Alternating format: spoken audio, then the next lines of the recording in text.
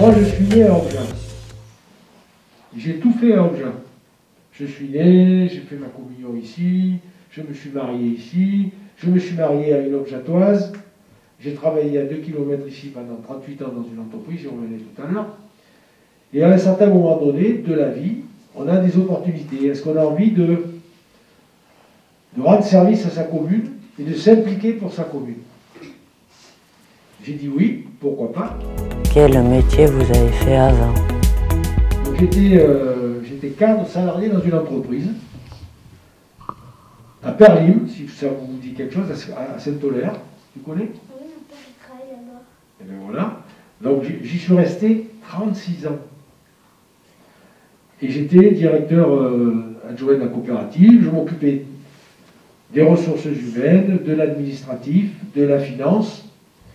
Et puis j'y suis rentré pour 1 mois et j'y suis resté 36 ans. Combien d'heures par semaine êtes-vous maire? Quand on est maire, on doit toujours être disponible, sinon ça ne marche pas. Et quand on ne peut pas être disponible, il y a des gens comme Lucette et d'autres sont là pour pallier à l'absence du maire. Mais c'est beaucoup de travail. Et malgré ce que je vous ai dit tout à l'heure, lorsqu'on veut être maire, on sait des fois pas trop de nombre d'heures qu'on va y passer, parce qu'il y a des semaines où, là c'est peut-être une semaine au minimum. Il y a des semaines de 5 jours sur 7, on fait 7 jours sur 7, on y est.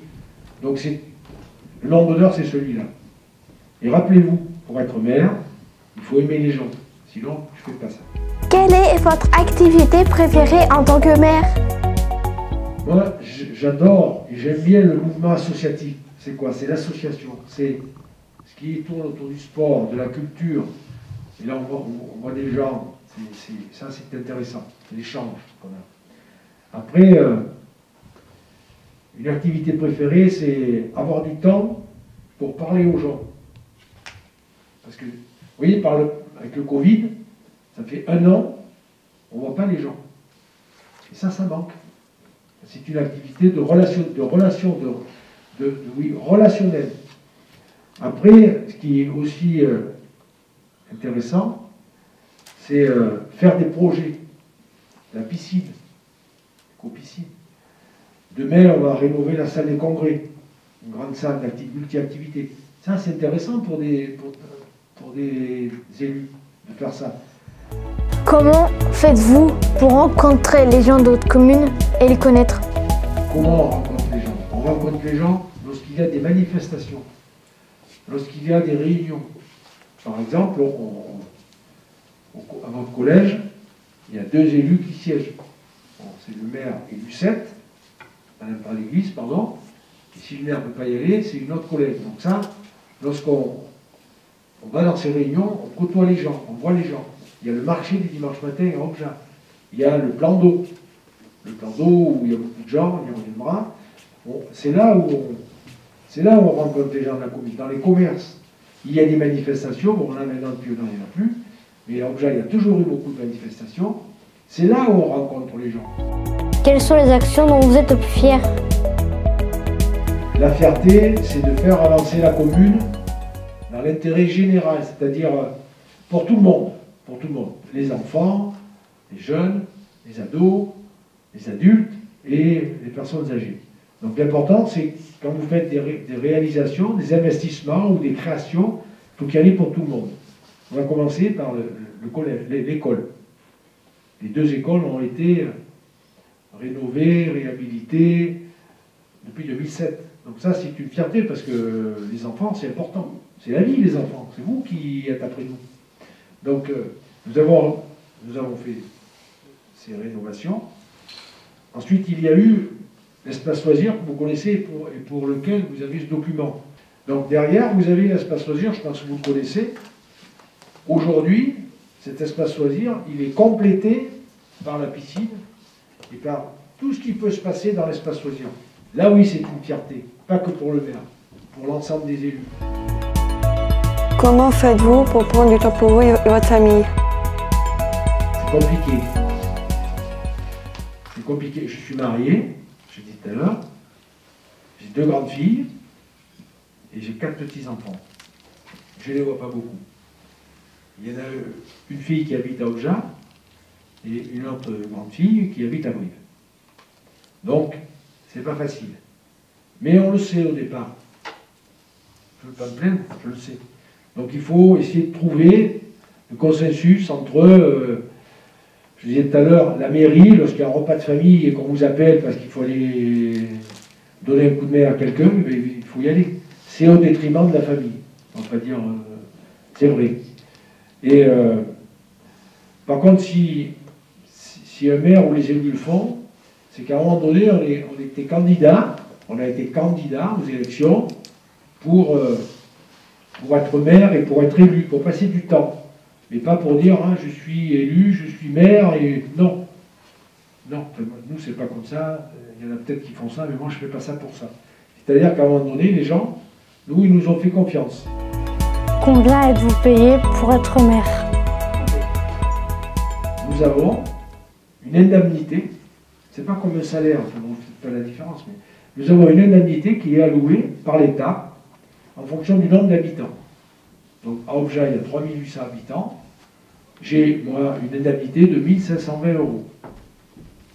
Mais comme je suis en train d'expliquer tout à l'heure que depuis déjà 3 mandats ou 2 mandats, il est souhaitable que tous les élus aient une indemnité. C'est-à-dire que le maire a cette indemnité-là, les adjoints ont une indemnité de 460 ou 480, je ne sais pas si je me trompe, c'est ça. Le conseil municipal délégué à une structure, il a 150 €, et le conseil municipal a une indemnité de 80 €. C'est-à-dire que dans le conseil municipal d'Auja, tout le monde a une indemnité. D'où vient l'argent de la commune? De l'Europe, de l'État français, de la région, la grande région Aquitaine, du département, de la Corrèze, ça va être compliqué pour vous, de l'agglomération de Brive. Donc ça, c'est l'argent qui arrive en fonction de ce que nous sommes. Ensuite, il y a les impôts des gens, qui permettent d'avoir de la recette. Et ensuite, il y a des recettes diverses et variées. Par exemple, on a des bâtiments, on les loue, un loyer, les gens nous payent un loyer. Donc ça fait partie des recettes que nous pouvons avoir. Et il faut faire des actions qui amènent... On fait une pièce de théâtre, par exemple. Il y a de la dépense, mais il y a aussi de la recette. Vous voyez, c'est là où la gestion, ce mot, je sais pas, la gestion comptable, la comptabilité, la gestion, c'est important dans une commune. Combien d'employés travaillent aujourd'hui dans la mairie et dans quel domaine? Alors, aujourd'hui, à la mairie, il y a 45 agents. Ça s'appelle des agents, des salariés. 45.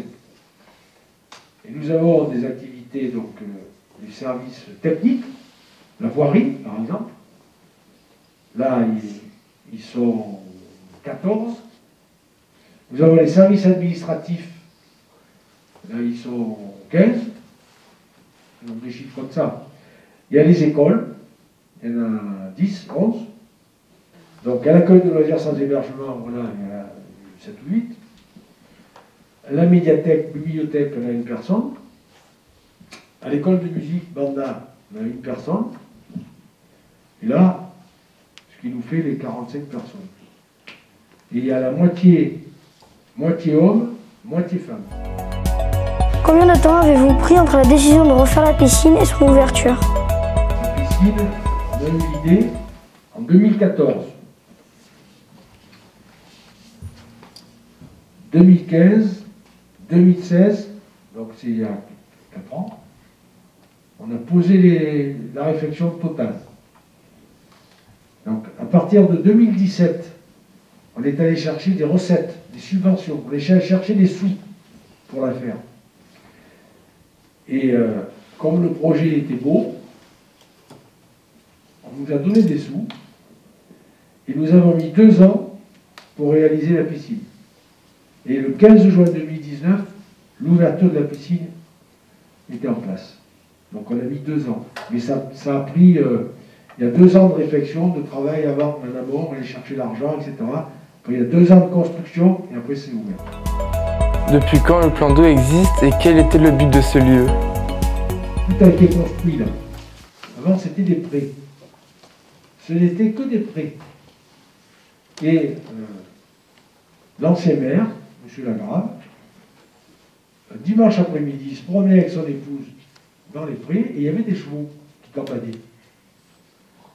Il dit à sa femme, bon sang, c'est vrai que cet espace, qu'il est entouré d'eau, parce qu'il y a la rivière qui s'appelle la Loire. Il y a la Loire qui longe l'espace loisir. Il dit là, on pourrait peut-être faire une piscine. Cet espace qui est entouré d'eau, avec la rivière qui coule et plus le canal à côté, pourquoi pas en faire un espace de 12 hectares, qui n'est pas loin du centre-ville, et en faire un espace de jeu, de parcours de santé, et surtout la piscine. Donc la première piscine que tu as connue donc, a été construite là, et petit à petit après, chaque année, il y a eu les chalets, je ne sais pas s'ils connaissent ces chalets, il y a des chalets.